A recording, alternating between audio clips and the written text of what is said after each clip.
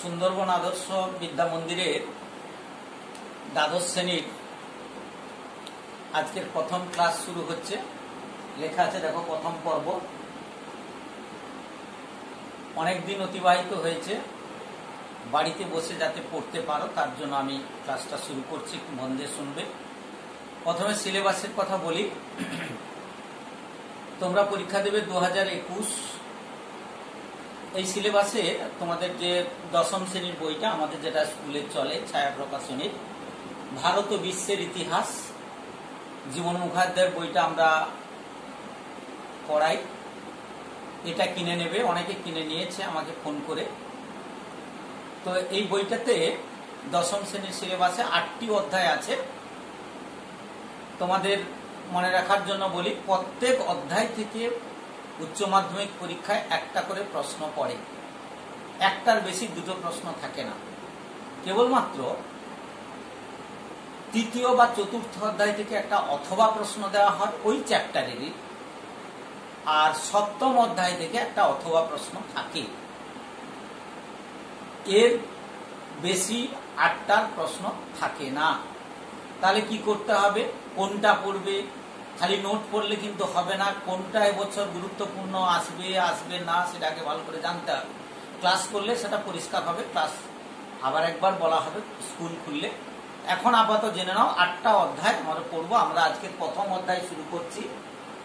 12 history chapter 1 remembering the past. এটা পড়ার আগে বলি, আমার কাছে দুটো প্রশ্ন আছে দেখো উচ্চ মাধ্যমিকের। একটা হলুদ টাইপের প্রশ্ন, এটা হচ্ছে পার্ট এ। এখানে লিখিত প্রশ্ন 8 নম্বর করে 5টা প্রশ্নের উত্তর দিতে হয়। আমি কি বললাম? 8টা অধ্যায় থাকবে। 8টা অধ্যায়কে আমরা দুটো পর্বে ভাগ করব, এ এবং বি। এই 8টা অধ্যায়ের প্রথম পার্টে থাকবে 4টে প্রশ্ন, দ্বিতীয় পার্টে থাকবে 4টে প্রশ্ন। তাহলে আমাদের পড়তে হবে কটা? 5টা। তাহলে প্রথম পার্ট থেকে 4টের মধ্যে আমরা দুটো, আর দ্বিতীয় 4টের মধ্য থেকে আমরা দুটো প্রশ্ন বেছে নেব। তাহলে বাকি রইল আর একটা প্রশ্ন। যে কোনো অধ্যায় থেকে বাদ বাকি প্রশ্নটা করতে হবে। তাহলে আমি কি বললাম? মোট 8টা প্রশ্ন, দুভাগে ভাগ করা থাকবে। 4টে। প্রথম 4টে থেকে দুটো অবশ্যই করতে হবে এবং পরের 4টে থেকে অবশ্যই দুটো করতে হবে। বাকি রইল একটা। যে কোনো 4টে থেকে, যে কোনো পার্ট থেকে আমরা প্রথম বা দ্বিতীয় আমরা আর একটা প্রশ্ন পছন্দ মতো করে লিখব। মোট 8টা প্রশ্ন, মোট 5টা প্রশ্ন করতে হবে, 8 নম্বর করে। 8 5 40। তাহলে 40 নম্বর লিখিত পরীক্ষা। আর দেখো একটা সাদা আছে আমার কাছে প্রশ্ন 2020 সালে, 2021 সালে এরকম একটা প্রশ্ন থাকবে। এটাকে বলে পার্ট বি। এখানে কি থাকবে? এখানে এমসিকিউ থাকবে। বিকল্প প্রশ্ন থেকে তোমাকে প্রশ্ন বাছতে হবে। 4টে করে বিকল্প উত্তর দেওয়া থাকবে। 24টা এমসিকিউ থাকবে। কোনো অতিরিক্ত প্রশ্ন থাকবে না। তার মানে 24 গুণিতক 1। তাহলে এখানে 24 নম্বর। এবং এই পার্টের আরেকটা 1 লাইন করে লিখতে হয় বা 2 লাইন করে লিখতে হয়, এসএকিউ টাইপের প্রশ্ন। সেটা থাকবে 16টা। 16 গুণিতক 1। তাহলে 16 আর 24 এটা মিলে হলো 40। তাহলে 40 আর 40 হলো 80। আর তোমরা জানো তোমাদের প্রজেক্ট আছে, খাতা তৈরি করতে হবে এবং প্রজেক্টের বিষয়ে স্কুল খুললে বলা হবে। সেখানে আছে 20 নম্বর। এই মোট 100 নম্বরের পরীক্ষা হবে। তাহলে আমরা আজকে শুরু করব প্রথম অধ্যায় রিমেম্বারিং দি পাস্ট, যেটার নাম হচ্ছে অতীত কল্পনা। এই অধ্যায়ে এবছর যে প্রশ্নটা পড়ে গেছে আমি একটু বলে নিই। এই অধ্যায় থেকে আমি বলছি প্রতি অধ্যায় থেকে একটা করে প্রশ্ন থাকবে। এবছর যে 8 নম্বরের প্রশ্নটা পড়েছে, প্রশ্ন যে যার কাছে থাকবে এবং টেক্সট বইটা সামনে রাখো। পারলে কাগজ এবং কলম নিয়ে বসবে যখন আমার এই ভিডিওটা শুনবে। এবার লক্ষ্য করো যে কোন প্রশ্নটা উচ্চ মাধ্যমিকে এবছর পড়ে গেছে। পেশাগত ইতিহাস বলতে কি বোঝায় আমি পরে আলোচনা করবো একটুখানি। অপেশাদারী ইতিহাসের সঙ্গে পেশাদারী ইতিহাসের পার্থক্য কি, এইটা 8 নম্বরের প্রশ্ন পড়েছে। সুতরাং এই অধ্যায় থেকে আমরা এই প্রশ্নটা ডিটেলসে পড়বো না, তবে ছোট প্রশ্নের জন্য একটু আধটু পড়বো। বাদ বাকি যে প্রশ্নগুলো আছে, অনেকগুলো প্রশ্ন রয়েছে আরো, আমরা অতগুলো পড়তে পারবো না, কারোর পক্ষে পড়াও সম্ভব নয়। তা সেক্ষেত্রে আমরা কি করব? সিলেবাসটা পড়ার পরে আমরা একটা প্রশ্নের অপশানে আসবো যে কোন কোন প্রশ্নগুলো এবছরের জন্য খুব গুরুত্বপূর্ণ। তো আমি যেটা পড়াবো সেগুলো সবই গুরুত্বপূর্ণ। আমি মোট 3টে প্রশ্ন এখান থেকে গুরুত্ব ভেবে পড়াবো। এই তিনটের মধ্যে আমি মনে করি যে এবছর 21 সালে একটা প্রশ্ন তোমরা অবশ্যই পেয়ে যাবে। তাহলে আমরা শুরু করি চ্যাপ্টার 1 অতীত কল্পনা, আজকের প্রথম পর্ব। আমরা এই অধ্যায়ে ক্লাস 11-এ আমরা যখন পড়েছিলাম যে অতীতের বিষয়গুলোকে আমরা ভাগ করে পড়েছিলাম, যে একেবারে সভ্যতার সৃষ্টির প্রথম থেকে যে ইতিহাস, সেগুলো প্রাগ ঐতিহাসিক যুগের ইতিহাস। কেন প্রাগ ঐতিহাসিক যুগের আমরা আবারও পড়ব, যে ওখানে কোনো লিখিত উপাদান ছিল না, কোনো তথ্য, কোনো সাল তারিখ, এগুলোর কোনো বাস্তবতা নেই। সেগুলো আমরা প্রাগ ঐতিহাসিক যুগের বলেছি। আমরা ঐতিহাসিক যুগের ইতিহাস পড়ছি ক্লাস 11-এ। আমরা আজকের যেটা পড়ব, এই যে এখানে লেখা আছে দেখো, উইলিয়াম কেরি, এটা পরীক্ষায় প্রশ্ন আছে এমসিকিউতে, ইতিহাস মালা। এই গ্রন্থটাতে উইলিয়াম কেরি দেখাচ্ছেন যে জনশ্রুতির কথা বলেছেন। জনশ্রুতি কি একটু আগে বললাম, যে ঐতিহাসিক বিবরণের তথ্য, সাল তারিখ এর ক্ষেত্রে কোনো যথার্থ প্রমাণ নেই, এইগুলোকে আমরা বলি জনশ্রুতি। 12-এর ঠিক প্রথম অধ্যায়ে দেখবে, ফার্স্ট চ্যাপ্টারে এরকম 5টা জনশ্রুতি আমার এখানে লেখা আছে। দেখো 1, 2, 3, 4 করে। পৌরাণিক কাহিনী, কিংবদন্তি, লোককথা, স্মৃতিকথা, মৌখিক ঐতিহ্য। ছোট করে যদি মনে হয় যে দেখা যাচ্ছে না, তো আমি আবার একবার বলছি, এটা তো বইতে আছে, টেক্সট বইটা খুললেই পাবে, এগুলো বড় বড় করে লেখা আছে। পৌরাণিক কাহিনী, কিংবদন্তি, লোককথা, স্মৃতিকথা, মৌখিক ঐতিহ্য, এইগুলো কিন্তু এবছর পরীক্ষায় আসেনি। আমি মনে করি এইগুলোর থেকে এবছর একটা 8 নম্বরের প্রশ্ন আসতে পারে। সে কি আসবে না আসবে আমরা পড়ি, তারপরে বলবো। প্রথমে আমরা পড়বো পৌরাণিক কাহিনী। পৌরাণিক কাহিনীকে ইংরেজিতে বলে মিথ। ওই যে বলে মাইথোলজি, এই সাবজেক্টটা হচ্ছে পৌরাণিক কাহিনী বোঝাতে। এই মিথ আমরা পড়বো। এই মিথটা কি বা পৌরাণিক কাহিনী কি, এটা জানতে গেলে আমাদের প্রাগ ঐতিহাসিক যুগের কথা বলবো। একটা উদাহরণ দেই, যে ব্রহ্মার মানস কন্যা হচ্ছে দুর্গা। তোমরা জানো, মহিষাসুরের অত্যাচারে স্বর্গমর্ত যখন একেবারে অতিষ্ঠ, সেই মহিষাসুরকে দমন করার জন্য দেবতারা যখন পেরে উঠলেন না, তখন দেবী দুর্গার সৃষ্টি করা হলো একটা কল্পনা, যে দেবী দুর্গা এত ক্ষমতাশালী যে পরবর্তীকালে আমরা কি দেখলাম, মহিষাসুরকে হত্যা করে, মহিষাসুরকে নিধন করে পৃথিবীতে শান্তি প্রতিষ্ঠা করেছিলেন। এইটা হচ্ছে প্রাগ ঐতিহাসিক যুগের একটা পৌরাণিক কাহিনী। আমি দেবী দুর্গার একটা উদাহরণ দিলাম। তিনি কি করলেন না, পৃথিবীতে দুষ্টের দমন এবং শিষ্টের পালন, এই ব্যাপারটা এখানে দেখানো হয়েছে। এখন এই ঐতিহাসিক J.F. বিয়ারলিন তার প্যারালাল মিথস এই গ্রন্থটাতে এই পৌরাণিক কাহিনীর কতগুলো বৈশিষ্ট্যের কথা বলছেন। তার আমরা পড়ছি এখন পৌরাণিক কাহিনী। আমরা পৌরাণিক কাহিনী দেবী দুর্গার একটা উদাহরণ দিলাম, ঘটনাটা কি একটু বলে নিলাম। এবারে আসছি যে পৌরাণিক কাহিনী ব্যাখ্যা করতে গেলে তার বৈশিষ্ট্যগুলো জানতে হবে। দেখবে প্রত্যেকের টেক্সট বইতে বড় বড় করে কটা বৈশিষ্ট্য লেখা আছে। আমি এখানে 6টা বৈশিষ্ট্যের কথা বলবো, এবং এই বৈশিষ্ট্যগুলোর কথা কে বলেছে এটাও শর্ট প্রশ্ন পরীক্ষায় এসে। প্যারালাল মিথস এই গ্রন্থের লেখক হচ্ছে J.F. বিয়ারলিন। তিনি এখানে 6টা বৈশিষ্ট্যের কথা বলছেন। প্রথম বৈশিষ্ট্যটা হচ্ছে যে এই যে পৌরাণিক কাহিনীগুলো, এগুলো উত্তরাধিকার সূত্রে প্রাপ্ত। প্রত্যেকের জিনের মধ্যে কিন্তু থাকে, অবচেতন মনে থাকে।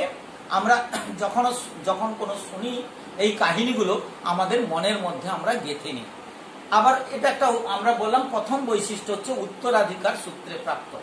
দ্বিতীয় বৈশিষ্ট্যটা হচ্ছে প্রাগ ঐতিহাসিক যুগের বিবরণ, যে এখানে কোনো লিখিত উপাদান নেই, কোনো সাল তারিখ তথ্যগুলো একেবারে সঠিক করে বলা যায় না, তবে বলা যায়, তবে আমরা মানব সভ্যতার উন্মেষের পরে ঘটনা আমরা এখান থেকে অনেক কিছু জানতে পারি।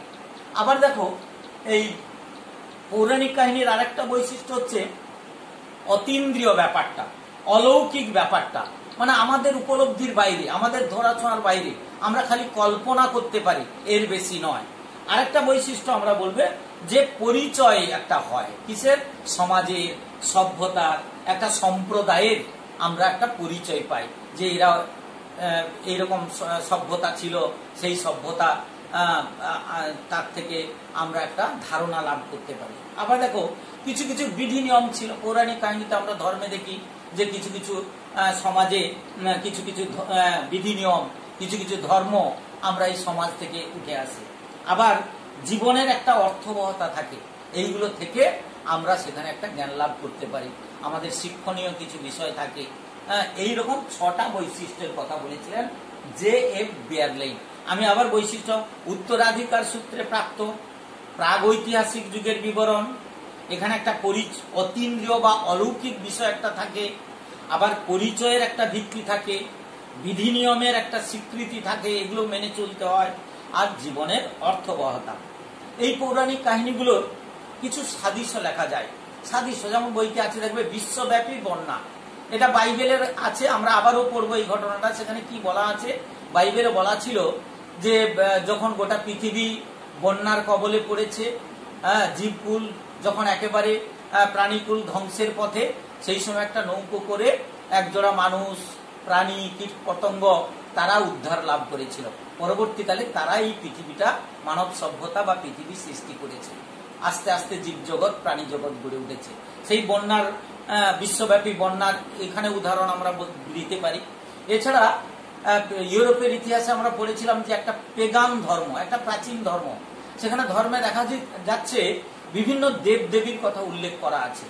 আবার দেখা যাচ্ছে এই পৌরাণিক কাহিনীতে ঈশ্বরের একটা ধারণা, তাকে কার সঙ্গে করেছে, ঠিক মানুষের সঙ্গে, একটা মানুষের মতো দেখতে, মানুষের একটা অবয়ব সেখানে দেখা যায়।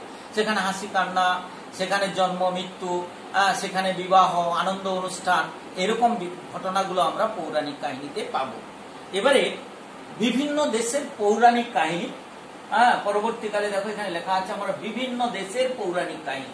আমি এক্ষুনি একটা কথা বললাম যে বাইবেলে পৌরাণিক কাহিনী, ওই প্রবল বন্যার কথা বললাম, নৌকোয় করে একজোড়া করে প্রাণী, জীব, তারা কি করেছে, পরবর্তীকালে গোটা মানব সভ্যতা বা পৃথিবীর সৃষ্টি করেছে। এবারে হিন্দু পুরাণে কাহিনী আছে আমাদের, কি আছে বইতে দেখবে একটা উদাহরণ দেওয়া আছে যে মহামূর্খ কালিদাস কিভাবে মহাকবি কালিদাস হয়েছিলেন। তিনি যে ডালে বসেছিলেন নাকি সেই ডাল কাটতে গিয়েছিলেন, পরবর্তীকালে সরস্বতীর বর পেয়ে তিনি মহাকবি কালিদাস। কালিদাসের কথা তোমরা অনেক পড়েছো, তার উপন্যাস, তার নাটক, কালিদাস সম্পর্কে আমরা জানি। এটা পৌরাণিক কাহিনীরা, হিন্দু পুরাণের কাহিনী। তেমনি গ্রিসের পৌরাণিক কাহিনী আছে, সেখানে কতগুলো চরিত্রের বর্ণনা করা আছে। এসকাইলাস, সেখানে আছে সোফোক্লিস, সেখানে ইউরিপিডিসের কথা বলা আছে। এছাড়া অন্ধকবি হোমার, কার কথা বললাম, শর্ট প্রশ্ন আছে, অন্ধকবি হোমার, তার বিখ্যাত গ্রন্থ হচ্ছে ইলিয়াড এবং ওডেসি। এই মহাকাব্যে এখানে দেবরাজ জিউসের একটা কাহিনী আছে। এই জিউসকে না ক্রেনাস, সেখানে কি বলে, গ্রিসের কাহিনীতে আছে ক্রেনাস, কয়রফলা একার, দন্তনায়িকা দন্ত, সেই চরিত্রটা দেখবে টেক্সট বইতে আছে।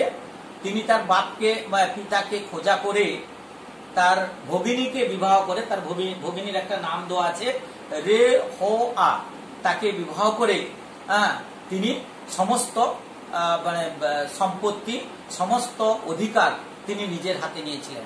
তা পরবর্তীকালে তার মনে হয়েছিল যে তার পুত্ররা যখন জন্মগ্রহণ করবে তাকেও ওইভাবে অথর্ব করে, তাকে খোঁজা করে তারা সমস্ত ক্ষমতা ভোগ করবে। সেটা যাতে করতে না পারে, তার ভগিনীর ঔরসে যে সকল ছেলের জন্ম হয়েছিল তাকে তিনি জন্ম মাত্রই খেয়ে ফেলতেন।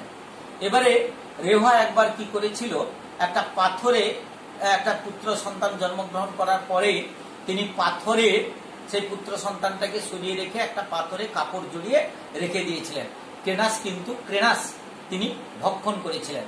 পরবর্তীকালে তার সেই ক্রেনাসের পুত্র জিউস যখন বড় হলো এবং পিতার কাহিনী জানতে পারলো, তার পিতাকে শাস্তি দেওয়ার জন্য তিনি কি করেছিলেন, পরবর্তীকালে তাকে ঔষধ খাইয়ে তার আগের ভাইদের বমির মাধ্যমে তাকে সকলকে উদ্ধার করেছিলেন এবং ক্রেনাসকে শাস্তি দিয়েছিলেন। এরকম একটা পৌরাণিক কাহিনী গ্রিসে আছে।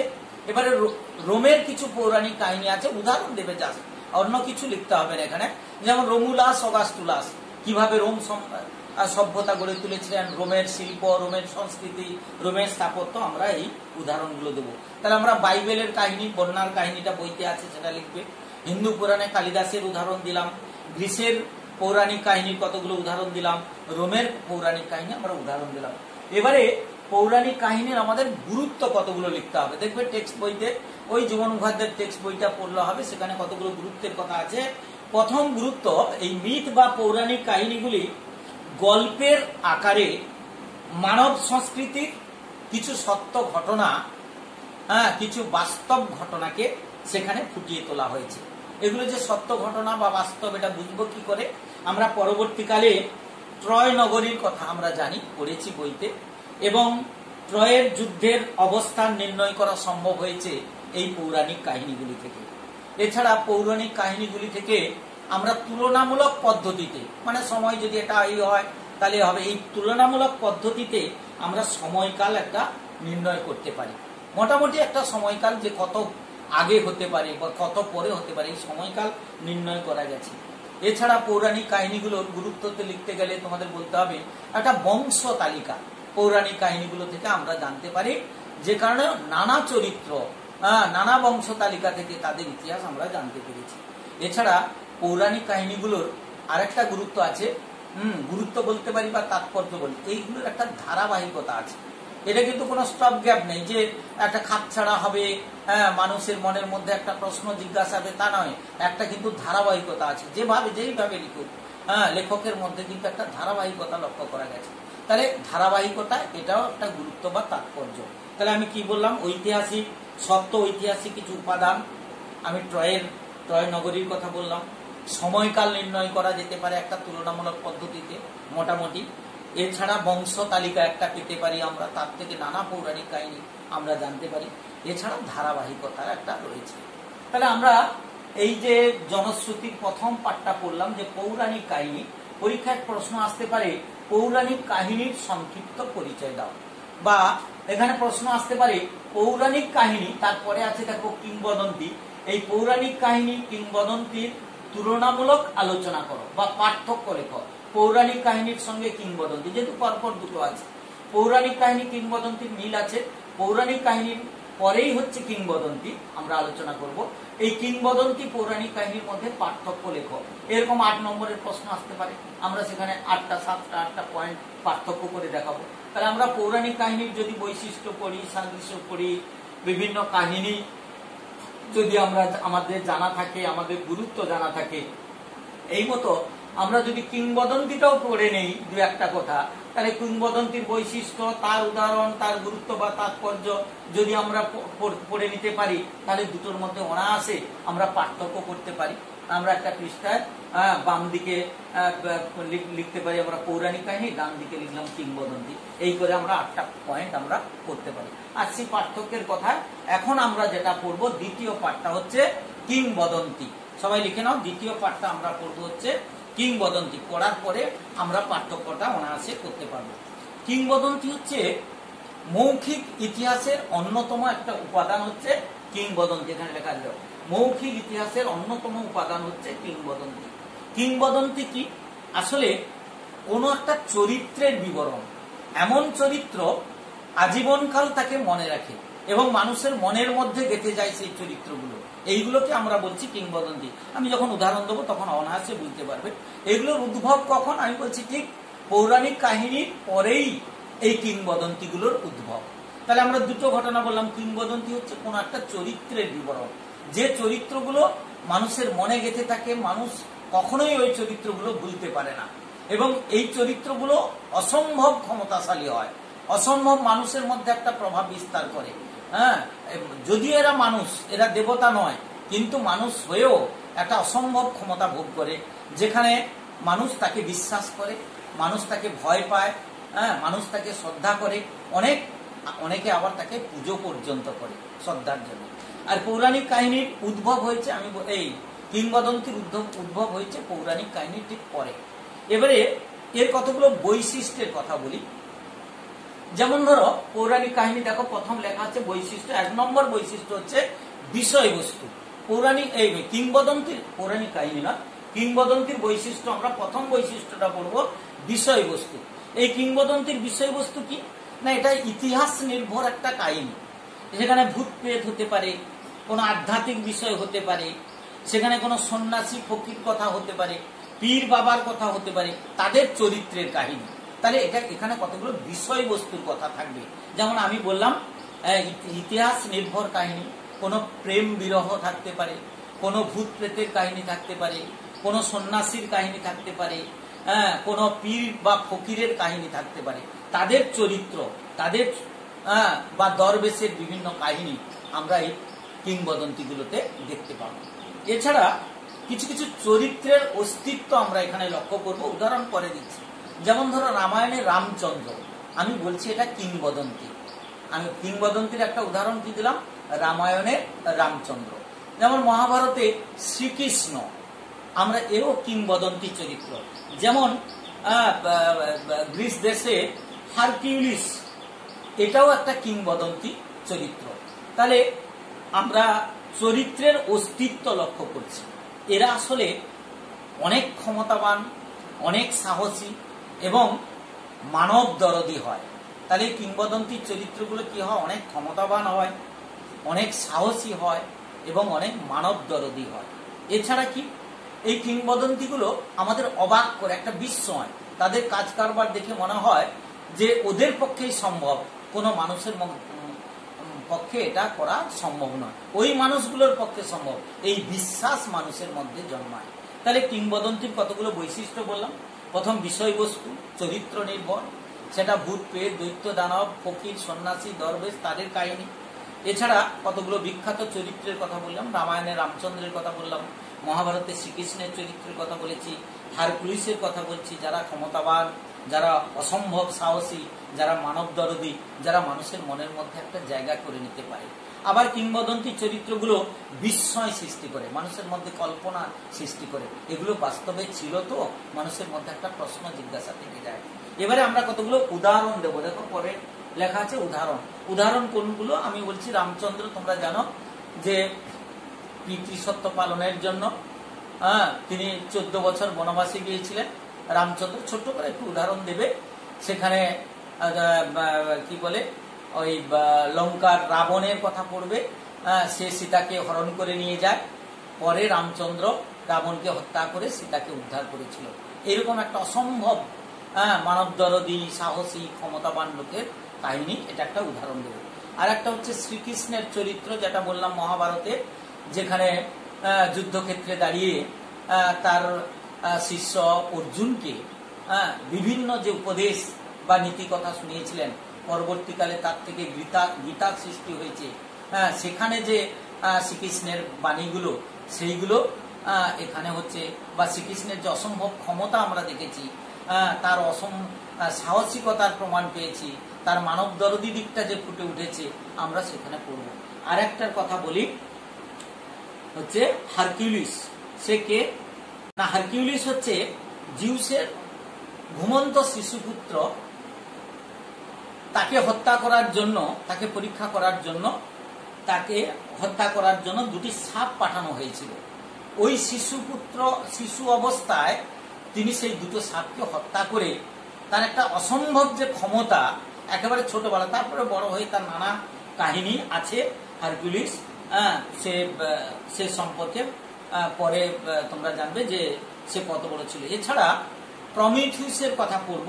প্রমিথিউস একটা চরিত্র, সেখানে এই গ্রিক দেবতা জিউস প্রমিথিউসকে হত্যা করার জন্য হেরা পাহাড়ে তাকে শিকল দিয়ে বেঁধে রেখেছিল, এবং ঈগল এসে তার কলিজা খেয়ে যেত, আবার কলিজা জন্ম হতো। তার কেন শাস্তি দেওয়া হয়েছিল?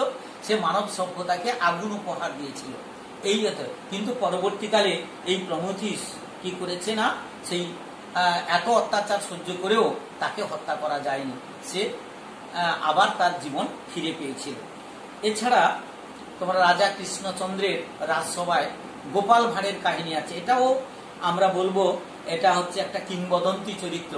তার হাস্যরস, তার উপস্থিত বুদ্ধি সেখানে ফুটিয়ে তোলা হয়েছে। কিংবদন্তিতে আরো একটা উদাহরণ দিতে পারো, যে গুপ্ত যুগে রাজা দ্বিতীয় চন্দ্রগুপ্ত, অনেক চন্দ্রগুপ্ত ছিল, হচ্ছে দ্বিতীয় চন্দ্রগুপ্ত, যাকে বিক্রমাদিত্য বলা হয়। তিনি শকদেরকে দমন করেছিলেন বলে শকারি উপাধি পেয়েছিলেন। তার অসম্ভব ক্ষমতা, তিনি তার রাজসভায় নবরত্ন, রাজসভাতে 9 জন পণ্ডিত ব্যক্তিকে আশ্রয় দিয়েছিলেন। সেই 9 জন পণ্ডিত ব্যক্তির মধ্যে কালিদাস ছিলেন। তার এখানে আমরা কিংবদন্তি চরিত্র হিসাবে তুলে ধরতে পারি। এছাড়া পরবর্তীকালে কিংবদন্তি চরিত্র যেমন বিরসা মুন্ডা, একক ক্ষমতাশালী, সিধু কানু বা কি হচ্ছে রঘু ডাকাত, রবিন হুড, এই সকল চরিত্রগুলো একটা কিংবদন্তি চরিত্র হিসাবে ইতিহাসে জায়গা পেয়েছে। তাহলে উদাহরণ দিলাম। এবারে লিখবো আমরা এই কিংবদন্তি গুরুত্ব বা তাৎপর্য কি, এগুলো পড়ে ছাত্রছাত্রীরা কি শিখতে পারে। এই কিংবদন্তিগুলো আমি বললাম যে সাহসিকতা, মানবতাবাদ, মানব দরদি যে ব্যাপারটা, ভালোবাসা, এগুলো তারা শিখতে পারে। এছাড়া আমি একটা বলবো যে ঐতিহাসিক তথ্যের সূত্র এই কিংবদন্তি থেকে আমরা খুঁজে পাই। যেমন 1972 থেকে 1978 খ্রিস্টাব্দে খনন কার্য চালিয়ে বৌদ্ধ বিহারের নানা অস্তিত্ব পাওয়া গেছে। কিংবদন্তিতে শুনেছে গৌতম বুদ্ধের কাহিনী, সেখানে খনন কার্য চালিয়ে 1972 থেকে 1978 সালে বৌদ্ধ বিহারের নানা অস্তিত্ব পাওয়া গেছে। এই কিংবদন্তিগুলো পড়ে ছাত্রছাত্রীরা বা পাঠক আনন্দ লাভ করতে পারে।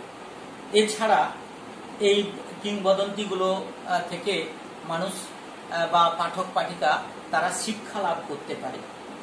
এখানে এটা কোনো কল্পনা নয়, কিংবদন্তিগুলো একেবারে পৌরাণিকের মধ্যে কোনো কল্পনা নেই। এখানে কিছু বাস্তবতা আছে, কিছু ঐতিহাসিক ভিত্তি আছে। এখানেও কিছু কিছু সাল তারিখ আমরা কল্পনা করতে পারি এবং তার ভিত্তিতে একেবারে সঠিক করে না বললেও এর কিন্তু যথার্থতা রয়েছে। তাহলে কিংবদন্তির গুরুত্ব বা তাৎপর্য কোনগুলো বললাম। প্রথম হচ্ছে ঐতিহাসিক তত্ত্বের একটা সূত্র, এইখান থেকে আমরা বৌদ্ধ বিহারের অস্তিত্বগুলো পেয়েছি যেখানে খনন কার্য চালিয়ে। এই কিংবদন্তিগুলো থেকে উদাহরণ দেবে খালি কিভাবে আনন্দ লাভ করা যায়। যেমন ওই যে বললাম গোপাল ভাঁড়ের কথা, সেখানে আমরা আনন্দ লাভ, সেখান থেকে একটা শিক্ষা লাভ করতে পারি, কিভাবে শিক্ষা লাভ করতে পারি। এবং এগুলো একেবারে কল্পনা নয়, একেবারে কল্পনার উপর ভিত্তি করে কিংবদন্তিগুলো রচিত হয়নি। এগুলো মোটামুটি একটা বাস্তবতা রয়েছে এবং এগুলোর একটা ঐতিহাসিক ভিত্তি আছে, যে কারণে আমরা বলবো যে কিংবদন্তিগুলো আমাদের পাঠকদের পড়া উচিত এবং এর থেকে আমরা শিক্ষা লাভ করতে পারি। এবারে যে প্রশ্নটা আমি বললাম যে 8 নম্বরে, এই দুটো থেকে একটা 8 নম্বরে এবছর পরীক্ষায় আসতে পারে। আমি দুটো পাশাপাশি আলোচনা করলাম। পৌরাণিক কাহিনী তোমরাও টেক্সট একবার ভালো করে পড়ে নেবে, কিংবদন্তি পড়ে নেবে, পৌরাণিক কাহিনীর বৈশিষ্ট্যগুলো পড়বে আর কিংবদন্তির বৈশিষ্ট্যগুলো পড়বে, পড়ে পাশাপাশি রেখে দুটো পার্থক্য লিখবে। তাহলে কি বললাম, পার্থক্য কিভাবে লিখবো, যে বাম দিকে আমরা লিখলাম পৌরাণিক কাহিনী, ডান দিকে লিখলাম হচ্ছে কিংবদন্তি। যেমন একটা পয়েন্ট করবে প্রধান চরিত্রগুলো। আমরা পৌরাণিক কাহিনীর প্রধান চরিত্র কি বললাম, ঈশ্বরের কর্মকাণ্ড, ঈশ্বরের শক্তির উপর ভিত্তি করে পৌরাণিক কাহিনীগুলো। এখানে কিন্তু কল্পনা, এখানে ঐতিহাসিক তথ্য বা বাস্তবতাটা একটু কম। এটা একটা কল্পনা করা হয়েছে, মানুষের মনে একটা বিশ্বাস জাগানো হয়েছে, যেগুলো মানুষের মনের মধ্যে, আমি বলছি জিনের মধ্যেই থেকে গেছে। তাহলে এখানে প্রধান চরিত্র হচ্ছে কিন্তু ঈশ্বর, একটা পার্থক্য। তাহলে কিংবদন্তির প্রধান চরিত্র কি, এখানে কিন্তু মানুষ, একেবারে মানুষের যা চরিত্র, তার যে কর্মকাণ্ড এখানে তুলে ধরা হয়েছে। এটা কিন্তু পুরোটা কল্পনা নয়, এখানে কিন্তু ঐতিহাসিক ভিত্তি আছে। একটা পার্থক্য বললাম। তাহলে প্রধান চরিত্রগুলো আমরা বাম দিকে একটা পয়েন্ট করলাম। এবারে বাম দিকে লিখলাম পৌরাণিক কাহিনী, প্রধান চরিত্র হচ্ছে ঈশ্বর, আর ডান দিকে লিখলাম কিংবদন্তির প্রধান চরিত্র হচ্ছে মানুষ। যেমন রামচন্দ্রের কথা বলেছি, যেমন শ্রীকৃষ্ণের কথা বলেছি, যেমন হারকিউলিসের কথা বলেছি, এগুলো বলবে, উদাহরণ দেবে। আবার একটা পার্থক্য হচ্ছে সামাজিক এবং সাংস্কৃতিক ভিত্তি। সেটা কি, পৌরাণিক কাহিনীগুলিতে যেখানে সামাজিক বা সাংস্কৃতিক ভিত্তি দেখবে সেটা সম্পূর্ণ ধর্ম ভিত্তিক। পৌরাণিক কথার সেখানে উদ্ভব হয়েছে পুরো ধর্মের উপর ভিত্তি করে। কিন্তু কিংবদন্তিগুলো সমাজ এবং সংস্কৃতি, সভ্যতা, শিল্প, মানুষের বিভিন্ন রকম পোশাক, মানুষের বিভিন্ন রকম খাদ্য, মানুষের বাসস্থান, এগুলো কিন্তু আমরা পাবো, সামাজিক এবং সাংস্কৃতিক ভিত্তি পাবো, যেটা আমরা কিংবদন্তিতে আমরা দেখবো আমাদের সঙ্গে মিল আছে। কিন্তু পৌরাণিক কাহিনীগুলো একেবারে ধর্মের উপর ভিত্তি করে, সেখানেও সমাজ আছে, তবে ধর্মের উপরে। সব প্রশ্নের উত্তর কিন্তু একটা ধর্মের মধ্যে, ধর্মের উপর বেশ করে সেখানে গড়ে উঠেছে। এছাড়া ধারাবাহিকতা, একটা নিজস্ব কালপঞ্জি আছে পৌরাণিক কাহিনীগুলিতে, একটা নিজস্ব কালপঞ্জি আছে, কিন্তু এই কিংবদন্তিতে একটা আনুমানিক একটা কালপঞ্জি কিংবদন্তিগুলো আছে। আমরা একটা রামায়ণের ঘটনা ধরে নিলাম, একটা আনুমানিক, যে এই সময় রাজা দশরথ ছিল, তার ছেলেরা ছিল শুধু রামচন্দ্র এবং লক্ষণ পিতৃ সত্যপালের, একটা আনুমানিক একটা কালপঞ্জি ধরে নিয়ে আমরা সেই সময়কার ইতিহাসগুলো লেখা হয়েছে। আর আরেকটা পয়েন্ট করতে পারি, যেমন বাস্তবতা বা ঐতিহাসিক ভিত্তি থাকে, কিন্তু পৌরাণিক কাহিনীগুলিতে কোনো বাস্তবতা বা ঐতিহাসিক ভিত্তি থাকে না। তাহলে আমি যেভাবে বলছি, দেখবে টেক্সট বইতে একেবারে উত্তর লেখা আছে, একবারে ছক করে, ওই মতো ওইটা পড়ে নিতে হবে। তাহলে তোমাদের এখন ঘরে থাকছো, সুতরাং আমি দুটো পড়ালাম, পৌরাণিক কাহিনী এবং কিংবদন্তি। এই যে ছকটা বইতে কাটা আছে, জীবন মুখোপাধ্যায়ের বইতে, পার্থক্যটা ভালো করে পড়বো। পৌরাণিক কাহিনীর কতগুলো বৈশিষ্ট্য পড়ে নেবো, আর কিছু করতে হবে না, কতগুলো উদাহরণ। আর কিংবদন্তি কতগুলো বৈশিষ্ট্য, কতগুলো উদাহরণ পড়বো। একটা নোট, এই পৌরাণিক কাহিনী বা কিংবদন্তি পরীক্ষায় আসলে 8 নম্বরে যাতে লিখতে পারো। যদি বোঝার অসুবিধা হয় টেক্সট বইটা আরেকবার পড়বে। আর আমি যে কথাগুলো, যে পয়েন্টগুলো এখানে লিখেছি, যেগুলো বললাম পড়াতে পড়াতে, সেগুলো দেখব। যেমন নানা কাল্পনিক চরিত্রের আগমন ঘটনা হয় কোথায়, মানে কিংবদন্তিতে, কিন্তু পৌরাণিক কাহিনীতে সেখানে অতীতের যে বর্ণনা, সেখানে ঈশ্বরকে যুক্ত করেই সেই বর্ণনাগুলো আমরা পাবো। অনেক রকম 33 কোটি দেবতার উল্লেখ আছে, যে কোনো দেবতাকে নিয়ে সেখানে একটা ঘটনার বর্ণনা দেওয়া আছে। কিন্তু এই যে কিংবদন্তিগুলোতে নানা কাল্পনিক চরিত্রের মানে তৈরি করে তার বর্ণনা সেখানে দেওয়া হয়েছে। তাহলে দুটোর বর্ণনার মধ্যে পার্থক্য আছে। এখানে কাল্পনিক চরিত্রের বর্ণনা আছে, আর সেখানে যে অতীতের বর্ণনা আছে, সেখানে ঈশ্বরকে যুক্ত করে নানা বর্ণনা করা আছে। ঈশ্বর মানে 33 কোটি দেবতার কথা বললাম। আমরা এগুলো পেয়েছি পৌরাণিক কাহিনী, ওই যে পেগান ধর্মের কথা, সেখানে নানা দেবদেবীর কথা বলা হয়েছে, তাকে কল্পনা করা হয়েছে। মানুষ বিপদের হাত থেকে বাঁচার জন্য ওই দেবীগুলোর তারা স্মরণ করেছে। মানুষ ভয় পেয়েছে যখন, যে বজ্র পড়ছে, তাহলে বজ্রের দেবতার তারা শরণাপন্ন হয়েছে। প্রচন্ড ঝড় বইছে, ঝড়ের দেবতার শরণাপন্ন। প্রচন্ড বৃষ্টি হচ্ছে, পৃথিবী ভেসে যাবে, বৃষ্টির দেবতার শরণাপন্ন হয়েছে। তাহলে দুটোর মধ্যে পার্থক্য আছে, একটা হচ্ছে পৌরাণিক কাহিনী, আর একটা হচ্ছে কিংবদন্তি। দুটো কিন্তু এক নয়। তাহলে উদাহরণ যদি আসে, এবং দুটো গ্রন্থের নাম ভালো করে মনে করে, দুটো থেকে শর্ট প্রশ্ন, উইলিয়াম কেরির ইতিহাসমালা, যেখানে জনশ্রুতিগুলোর কথা উল্লেখ আছে। আমি এই 5টা জনশ্রুতির কথা এখানে বলেছি। আরেকজনের কথা বলছি, জে বিয়ারলেইন, যে পৌরাণিক কাহিনীর বৈশিষ্ট্যগুলো এবং যার বর্ণনা থেকে পৌরাণিক কাহিনীগুলো, এই প্যারালাল মিথস, এই গ্রন্থ থেকে আমরা এটা জানতে পেরেছি। তাহলে আজকে তোমাদের ছোট্ট করে একটা ক্লাস। এবারে পরের দিন আমরা তাহলে পড়বো লোককথা এবং স্মৃতিকথা।